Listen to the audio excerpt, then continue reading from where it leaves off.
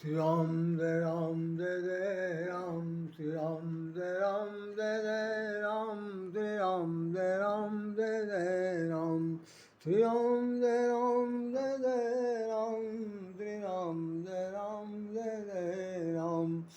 Om Namah Shivaya, Om Namah Shivaya, Om Namah Shivaya, Om Namah Shivaya, Om Namah Shivaya, Om Namah Shivaya, Om Namah Shivaya, Om Namah Shivaya, Om Namah Shivaya, Om Namah Shivaya, Om Namah Shivaya, Om Namah Shivaya. Om Namah Shivaya, Om Namah Shivaya, Om Namah Shivaya, Om Namah Shivaya. Vishwanath ममनाथ पुरारी, प्रभु मन महिमा विदित तुम्हारी।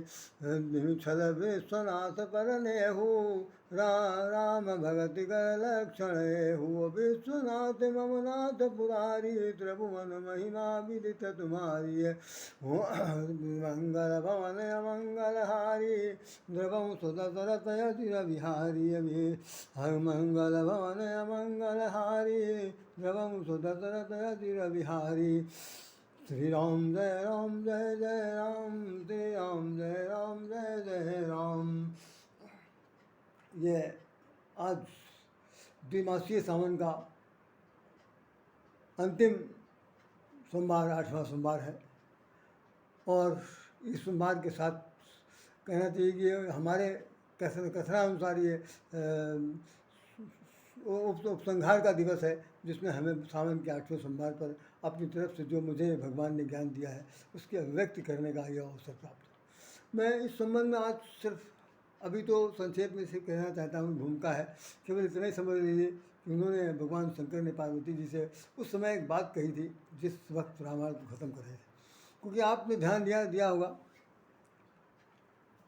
जय श्री राम, आपने ध्यान दिया होगा कि जिस वक्त मैं सबसे पहला एपिसोड जारी हुआ था उसमें मैंने कहा था कि श्रद्धा विश्वास रूप में भवानी शंकर पार्वती, श्रद्धा विश्वास के रूप है भगवान शंकर और पार्वती। श्रद्धा विश्वास से शुरू किया था और अंत तक हम लोग आ गए हैं। आज श्रद्धा विश्वास जो है आपस में बातचीत करते हुए ये कह रहे हैं, जानते क्या कह रहे हैं, वो मैं आपको एक लाइन पढ़ के सुना दे रहा हूँ, क्योंकि इसी के बाद मैं पूरी कथा का जो है वो समापन भी करूँगा। तो मेहरबानी से ज़रा सा गौर से सुनिए। भगवान शंकर ने पार्वती जी से ये कहा,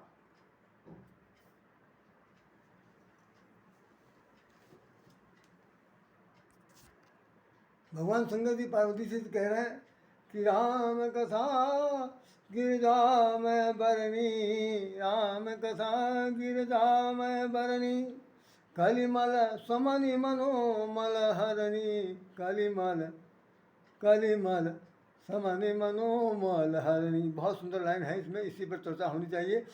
और उन्होंने कह दिया तो पार्वती जी क्या कहती हैं, पार्वती जी कह रही हैं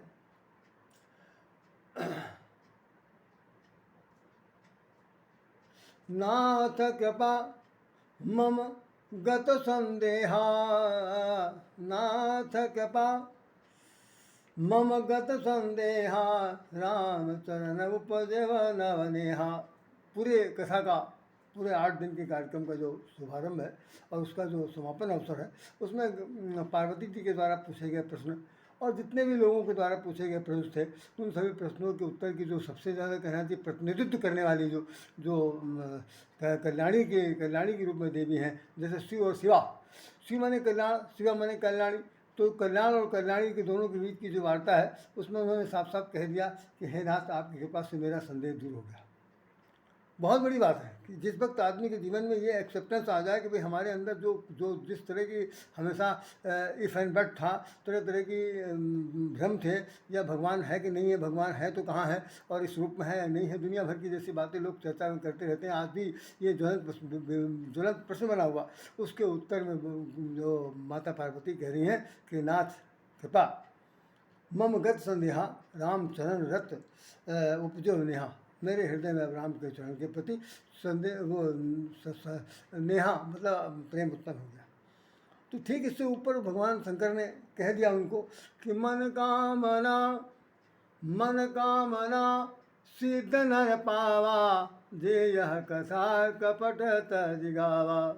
मन कामना सिद्ध नर पावा जे यह कथा कपट तज गावा। तो अब बहुत बड़ा प्रश्न उठता है कि ये कथा जो है वो राम कथा को सुनने वाले समझने वालों में ऐसे कौन कौन से लोग हैं जिन्होंने कपट के साथ गाया और जिन्होंने कपट तज गाया, तो उसको क्या मिला और जिसने कपट के साथ गाया उसको क्या मिला, ये एक बहुत बड़ा प्रश्न है।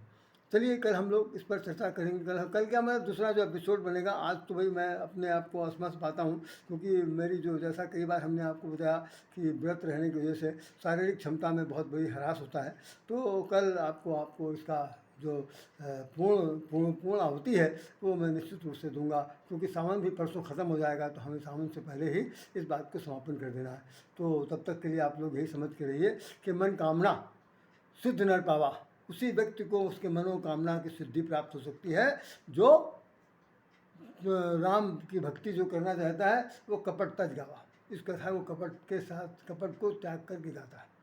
और हमने शुरू में आपको बता दिया कि बिन छल विश्वनाथ पर नेहू, बिना छल के जो राम भगवान शंकर पर प्रेम करता है उसी को राम की भक्ति प्राप्त होती है। तो आज जो पार्वती जी को का छल समाप्त हो गया है, संदेह दूर हो गया, वो स्वयं स्वीकार कर रही हैं और साथ साथ यह वो कह रही हैं कि हमारे हृदय में राम के प्रति प्रेम जागृत हो गया।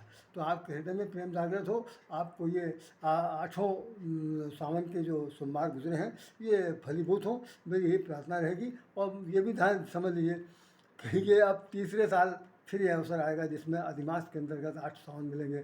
बाकी सावन तो 2 बार और आएगा, तो लेकिन 4 ही 4 मिल सकते हैं, लेकिन 8 जो है ये अद्भुत है और बहुत ही अनोखा है। इसलिए थोड़ा बहुत मेरे भी कहने की इच्छा हुई, हमने आप लोगों के बीच में अपने आप को रखा और जो आपको समझ में आया उसे आपने स्वीकार किया। इन शब्दों के साथ राधे श्याम राधे आपको सादर नमन करता है और ये कहना चाहता है कि भगवान शंकर को हमेशा भजते रहिए, पूछते रहिए, क्योंकि वही ऑर्डर दानी भी हैं और सब पर कृपा करने वाले हैं। अब गुस्सा जाते हैं, अब ये उनके मनोवृत्ति है, इसके बारे में अब कहाँ तक क्या जा सकता, क्योंकि जब उनको क्रोधावतार ही बनाया गया कि वो क्रोध के ही अवतार हैं, तो भाई जो क्रोध का अवतार है तो क्रोध तो दिखाएगा ही। लेकिन पब्लिकली जो है वहाँ कहीं न कहीं पर जरूर इस पर टीका टिप्पणी हो जाती है। तो उसके लिए हम लोग आपस में यही समझ सकते हैं कि भाई हमें जो ईश्वर मिला है, जैसा मिला है वो सर्वमान्य है, सर्वशक्तिमान है, उसके प्रति हमें सदा नमन करना चाहिए और नमन करके उनकी आराधना पूजा अर्चना करनी चाहिए। इन्हीं शब्दों के साथ राधे श्याम राधे आपको हृदय से नमन करता है और आज्ञा चाहता है। मेरी तरफ से अभी कोई ज़्यादा कोई त्रुटि ना हुई नहीं होगी, लेकिन फिर भी मैं क्षमा चाहता हूँ। जय श्री राम, जय श्री राम, जय श्री राम, जय श्री राधे श्याम।